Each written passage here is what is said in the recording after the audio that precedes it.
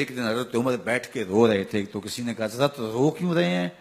فرمایا کہ میں اس لیے رو رہا ہوں کہ فلاں پل سے بکریاں گزری ہیں، تو پل کے اندر شکستگی تھی، ٹوٹا ہوا تھا پل درمیان میں کچھ، اس میں ایک بکری کی ٹانگ ٹوٹ گئی ہے، تو میں ڈرتا ہوں کہ میرا رب یہ نہ پوچھے کہ عمر تو نے پل صحیح تعمیر نہیں کروائے تھے کہ ایک بکری کی ٹانگ کیوں ٹوٹی ہے۔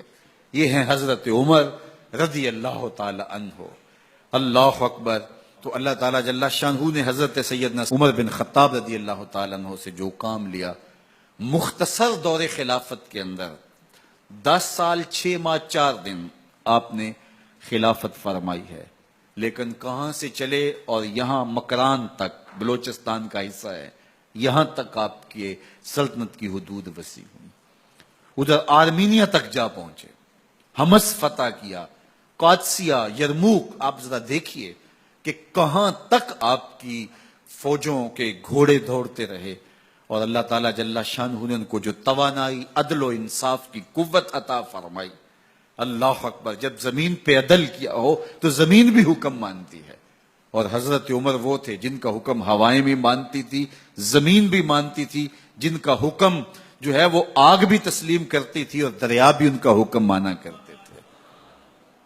مصر کے اندر یہ رسمیں بد جاری تھی کہ سال کے بعد 1-2 شیزہ کو زیورات پہنا کے اچھے لباس میں ملبوس کر کے دریا کی بھیڑ چڑھایا جاتا، اس کی قربانی دی جاتی، اس کا خون بہتا تو دریا چلتا۔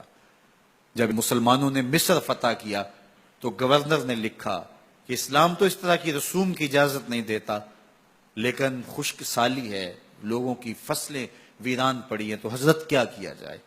تو حضرت عمر رضی اللہ تعالیٰ عنہ کاغذ کے ٹکڑے پہ لکھتے ہیں، بسم اللہ الرحمن الرحیم۔ مصر کے نیل کی جانب عمر کا خط لکھتے ہیں، اے نیل، اگر تو اللہ کے حکم سے چلا کرتا ہے تو چل، ورنہ ہمیں تیرے چلنے کی کوئی حاجت نہیں ہے۔ اور قاصد کو کہا یہ خط لے جاؤ اور جا کے دریائے نیل میں پھینک دو۔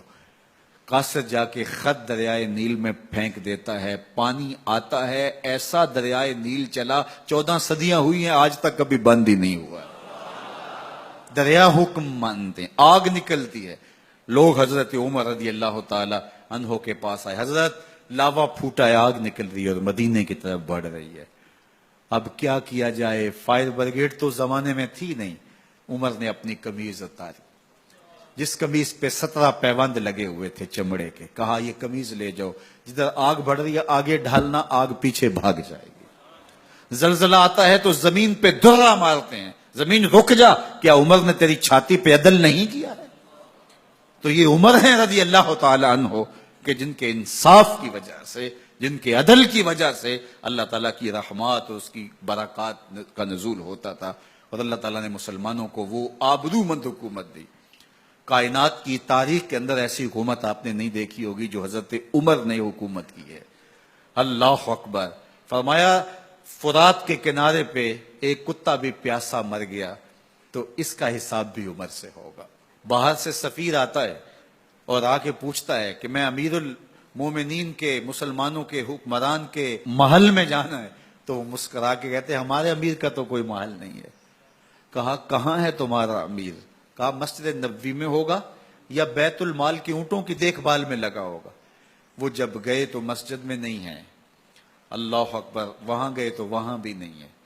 پھر کیا دیکھتے ہیں کہ عمر رضی اللہ تعالی عنہ جنت البقیع کے پاس ایک درخت کے نیچے اینٹ کا سرانہ رکھ کے سوئے ہوئے ہیں۔ تو اس نے کہا عمر تو نے عدل کیا ہے، تجھے کچی اینٹ پہ بھی نیند آ گئی۔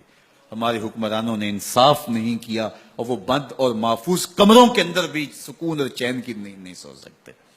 حضرت سیدنا عمر رضی اللہ تعالیٰ عنہ نے اس طرح ان امور سلطنت نبھائے۔ آپ دن کو لوگوں کی دیکھ بھالی کرتے، لوگوں کی ضروریات سنتے سمجھتے، اور جب رات پڑتی لوگ سو جاتے، عمر مدینے کی گلیوں میں پہرا دیتے۔ کائنات نے کوئی ایسا بھی حکمران دیکھا ہوگا؟ اللہ اکبر۔ وہ مجاہد جو مختلف محاذات پہ گئے ہوئے ہوتے، ان کے گھروں کی دیکھ بھالی کرتے، ان کی ضروریات کا خیال رکھتے، ان کی آبرو کا پہرا دیتے۔ راتوں کی تنہائیوں کے اندر حضرت عمر اٹھتے اور جا کے گشت کرتے، چکر لگاتے، دیکھتے کوئی آنکھ پر نم نہ ہو، مفلسی کا کسی گھر میں ماتم نہ ہو۔